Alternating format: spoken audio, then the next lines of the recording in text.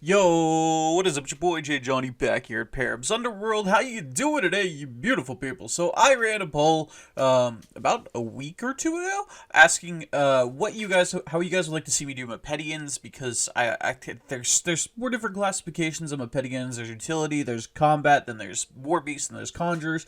And I was like, how would you guys like me to do this? So Ender convinced me that I should do two, one being the support class and the other being the aggressive class. However, then the one that was saying four got more votes, and so I am a man of the people. I'm sorry, Ender. I love you. You're a great guy, but I mean, I am a man of the people. I was gonna do it, but then it won by a wide margin. So we're doing one classification of each, and we're gonna be starting with War Beasts. So War Beasts and Conjurers, they only have around 11 to 13, depending on which one we're referring to, different variants of Warbeast or Conjurers. So these are going to be like pretty set in stone list, I would want to say. I hope I ordered these all good. I could be wrong on some of the placings. But overall, I'm not even going to put ranks on them, because I'm going to try to keep them in an order that would make it appear as though it is a ranking. However, there's not enough to really give a definitive stance. I think the last two probably are the definitive best ones, but everything else is kind of flux. And this is just the Warbeast one right now. We are going to talk a little bit about conjurers in this, because there are some conjurers that work better with some than others. But that being said, let's go ahead and jump into this. So this is the 7 most monstrous Warbeast. This is... Oh, I'm preparing myself, because I know I'm gonna make a lot of people upset with the first 3. Oh, he's gonna. Okay, well, let's just get into this. So to start off with, Killaron. Killaron doesn't really have much stats going for it. Only has 70 power, 70 speed. But what it does have going for it is as Earth 5 and Air 5. I forgot to actually put that on there, but you guys can see it on the card. Has Earth 5, Air 5, so you're going to be dealing a lot of bonus damage, quote unquote, on every attack. The major downside to this is that Recklessness 25, so you're going to need about 2 to 3 different conjurers to make sure that you're not doing any damage back to yourself, not counting anything like keening or anything like that would increase the amount of recklessness that you're going to be taking to yourself. But what it does mostly have going for it is removes creatures and battle gear from the game, so stuff like Elixio won't trigger, Elna won't activate Hive if they're on Elna, you won't be able to recur anything using using the Song of Revival. You won't have any Enter the Graveyard triggers. They won't be able to re-equip with various Mujiks. It's just a all-around very useful effect. Gravel Grind being a very heavily played attack, you can kind of see that it works well. It's a very powerful effect in itself, as just being able to remove cards from the general discard pile into from the game. So Killaron, I would argue this being low on the list is kind of weird. I would honestly kind of feel like putting this higher up on the list would be better. Personally, just because I do love this ability, I love this effect. It's a very good control tool, and it will definitely hurt a lot of Danian players, and you know me, I love hurting me some Danian players. However, I feel like it's a downgraded version of Blasphetan, so I don't feel like I can put Killaron higher than I put Blasphetan, just because Blasphetan does have the much better stat line. And Jovi is trying to make this work on his YouTube channel, so you guys should check out the Jovinator on YouTube. Love that guy, love that guy. So if you guys want to see some Killaron gameplay, Jovinator, he's trying to make Killaron work. I think he's fighting a losing battle, but he's trying. So next up we have Glost. I put Geost. I'm an idiot. I can't read. So Glost runs into the same issue that Killaron runs into, with only having low stats. However, his energy and damage is based off creatures that are in the discard pile. So he gains an extra Earth 5 and Air 5 and energy and 5 extra energy for each different conjurer in the discard pile. So if you have 5 conjurers in the discard pile, then he gains 25 energy, 25 earth, 25 air. Essentially, every earth and air attack is going to be dealing 50 damage base. So that's a very powerful attack to have access to. I mean, especially if you're playing larger games than 6v6 and you're going 10v10s, or I can't remember all the different. I think it's 15v15s, 10v10 then 15v15. I can't remember on that one. But if you're playing larger games, you're going to have a wider access to different conjurers, and it's just going to be a very powerful tool in itself in those larger kinds of games.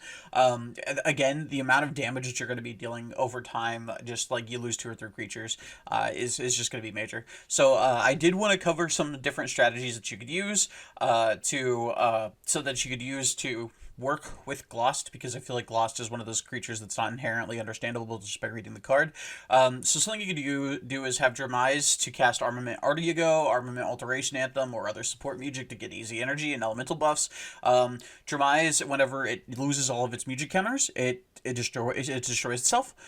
This will allow you to get, by casting support stuff like Armament Artiago, which you guys know I hate, that you can move around their battle gear. You can use Armament Alteration Anthem to destroy opposing battle gear, and that will be cost 2 music counters, which will immediately kill your Jeremize, and it essentially it gives you that extra energy buff and damage buff really quickly by also hurting your opponent. Then you can also use Hebek or Savavel to completely not Savavel Qualavel. It's a Pokemon now. You can use Hebek or Savavel to completely nullify Recklessness, because both of these will do reduce the amount of Recklessness damage you're dealing to yourself by 20. Hebek will do it based off the amount of elements that you have access to. You have Earth and you have Air. That'll be 20 just straight. You lose 10 Recklessness damage for every 20 or you reduce your Darkosis damage by 10 for every element that you have. You'll have 2 elements, so you won't need to keep 4 others, meaning that you can have a total of 40 extra damage coming out of Glost, because you only need to have that one specific conjurer. Then you also have Savel, who reduces the amount of Recklessness damage you deal to yourself based off the amount of music counters on him. He starts with 2, so you can easily just go like, okay, well, I'm gonna go Savel, and then Conjurer's Flower or something on it, and have access to music still, and you'll also have that massive damage decrease coming from Savel, and then you can have all 4 of your other conjurers be destroyed and be sitting at like an easy base 40. Earth 5 and Air 5. So easy base 20 Air, Earth 20, and 20 extra energy without having to worry about your Recklessness damage. So this is just a good little way that you guys can like just keep balancing that. I mean, like I said, like you can have Jeremize, you can have Jeremize cast all of its music counters, equip it with the Conjurer's Flower, sack out the Conjurer's Flower, and put music counters on the Saval, for example. And that's just a really good way that you're able to hurt your opponent while also being able to combo. Kind of, sort of. It's kind of like a combo, but it's not really, but it kind of is. So it's a cool little synergy. Let's call it that. But yeah, so next up, we're going to go ahead and talk about Blasphetan.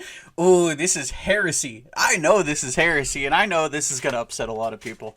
Because, I mean, how could I put Blasphetan in, like, the bottom 3? But, I mean, in reality, if we think about it, right, Blasphetan doesn't have much going for it. It has 150 courage, 75 power, 150 speed, and 70 energy. Really good all-around stats. Wisdom is kind of, like, subpar. Really good for... Its wisdom is honestly surprisingly good for a Warbeast. I was kind of surprised. I think it has 50 wisdom, which is a lot for a Warbeast. Not gonna lie, that surprised me reading that. But it also has Air 5 and Earth 5. But I just feel like when it comes to the rest of the creatures on this list, I feel like they either offer more or they just, in one case, outrank it in stats. To put it bluntly, I feel like Blasphetan just had to be lower on this list just because of the fact that, like, I mean, there really is 4 other Warbeasts that I think are just absolutely better than Blasphetan. That you can clearly see looking at Blasphetan, right? His stats are objectively better than Killaron's, and he doesn't take as much setup requirement for as Glost does. So yeah, Blasphetan, really good creature. Really good Warbeast, but I mean, I just feel like there's better Warbeast, and I feel like we're about to jump into that. So, but before we jump into that, here's the call to action: like the video and subscribe. Go to the giveaway video and comment for a chance to win a Takinom promo. All you got to do is go to that giveaway video. It'll be commented in the comment section down below. Comment your favorite creature. It's that easy.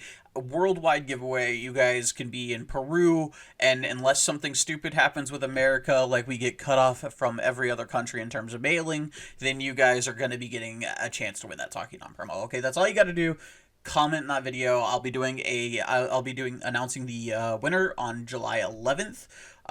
If there isn't a video, it will at the very least on July 11th. I will at least announce it on my feed on YouTube. So that's all you got to do to win. And then I will have you reach out to me on Discord or vice versa, and get you that promo. Next up, check out Codemaster as I. Chaotic Kangaskhan, Talkative Carl, Rogue, and Perrim TV on YouTube. All of these content creators are very active with making chaotic content. Codemaster as I uploads maybe once a month, maybe once or twice a month, and he really is a very knowledgeable player. Chaotic Kangaskhan has one of the most vast collections I have ever seen when it comes to chaotic collectibles. I mean, he's seen product that I didn't even know existed, and I've been looking for ages just to find specific kinds of product, so I could, not necessarily make reviews on them, but go like, hey, this is a cool product that exists. Talkative Carl makes a lot of lore videos, if you guys like that. He's been going over different creatures, battle gears, and locations.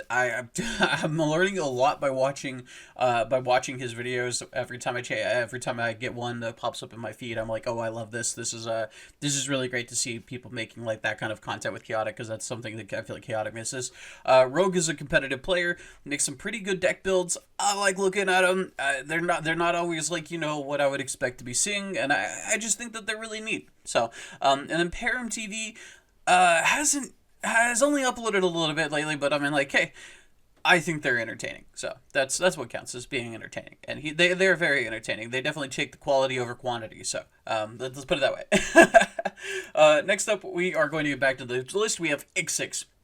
Oh, dude, how did I put Ix6 higher than Blasphetan is what you're thinking, right? Look at its stat line: 90 courage, 80 power, 80 speed, 85 energy. That's just objectively worse Blasphetan.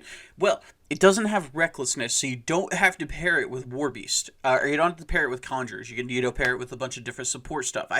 Every time I see a creature without recklessness, that's a plus. Especially when it's Warbeast.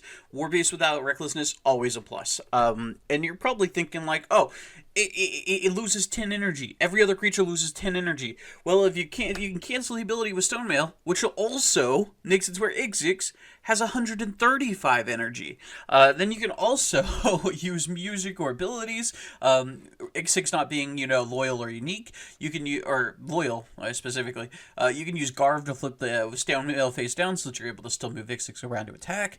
You can use various musics. I mean, like, there's probably 5 that can flip Battle Gear face down, but you're able to mitigate the amount of damage that this is doing to you with the Stonemail to make it so where your creatures have more energy than the -10 that they would have, and it's just all around very, very tanky creature. It doesn't seem like it'd be tanky, but I mean, like, 135 is very tanky.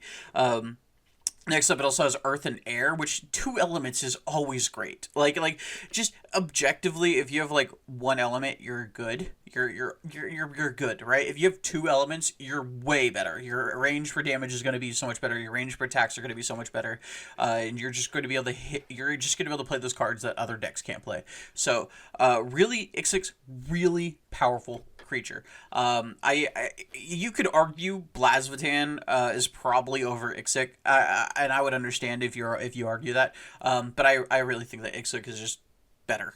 This one is probably more opinionated than fact, but I just feel like Ix6 getting to 135 is just all around better than Blasphetan.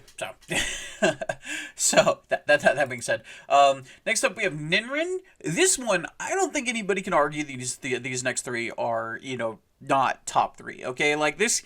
You could probably argue it. I would disagree with it. So Ninrin has 90 courage, 90 power, 150 speed, and 70 E. That's an all-around great range. You're hitting almost every single check. I think you're hitting every check but one. I think there's one attack that you're not hitting you're not meeting the check on, and it requires 100. But you also have range and swift 1, so you're able to start hitting the back line on turn 1. You can have Ninrin in the front lines, and you can have Ninrin attack into the back lines very easily. Will always hit that range. I mean, you can just start picking up the support very, very easily. And then also having air, I feel, is a very powerful effect. I mean, like, like I said, like, a moment ago, one element is always good. Two is better, but in this case, I think this one element is enough to, like, say, like, this is a very good effect. Or very good. I mean, and range in Swift 1, again, can't be understated. Takinom has range and Swift, and, I mean, like, people play the heck out of her. They throw Skeletal Steed and just start picking up the backline. Ninrin only has Swift 1, but I don't think that really makes much of a difference here. You can easily throw a Skeletal Steed on that and just start picking off, like, the very, very, very backline. So, all around, I love Ninrin. I mean, that's all I gotta say. Ninrin is probably, like, my second favorite Warbeast, if I'm being 100. Ninrin is just a very powerful, powerful creature. Next up, we have Gintane. Oh my god, 120 courage, 120 power, 120 speed, 60 E. That's a lot. that is a lot of stat points. That's you remember when I was talking about how there's like some cards that require 100 to check? This meets that. This Gintane meets those, beats those. Not only that, not only does it have four stats that are actually three stats that are way above average. It also has the E, which is around average. But it also has Earth 10 and Air 10. If you play a zero cost, I think it's like Sediment Storm Shield, I want to say is what the zero cost is for Earth and Air, you're dealing 20 damage on a zero cost attack. That's just insane to think about. Like, there's not many creatures that can say, I played a zero cost attack and dealt 20 damage. That's absolutely insane amounts of damage. The major downside is whenever it wins combat, you get to sacrifice another creature. If you can't, then you destroy Gintane. I don't think that's a big deal. I think if you just have like one other creature win a battle, Gintane can kind of like rush through the rest of your opposing team. I don't necessarily think that that's as major of a deal as one might assume that it would be, just because all you have to do is win one other battle with another creature. And if we look over here, if you use it in conjunction with Glost, to give Glost more energy without having Glost fight right away, I mean, all you have to do is have Gintane destroy a couple creatures and then have Glost come in and finish everything off. It's, I mean, you don't really need to work hard with Gintane to kill stuff. The only major downside is 60E, but I mean, like, you combine with that with Alov. I mean, you have Carnivore's Keening, because you're going to be using Conjurers anyways to try to get those cards in the discard pile for Glost. I mean, you're good. And it also synergizes with Glost because it uses Earth and Air attacks, which Glost wants. It's honestly, if you were to say Gintane were like, number one, I wouldn't even disagree. This is definitely one of those things where it's like, I might be too biased with what I put as number one, okay? And I'm not opposed to saying that, because I'm probably definitely really biased. But that being said, let's go ahead and jump into number one. And, ooh, you are not going to be happy with me. Cohor! Cohor is number one. No element Cohor. Recklessness 50 Cohor is number one. To start off, 100 courage, 100 power, 100 speed.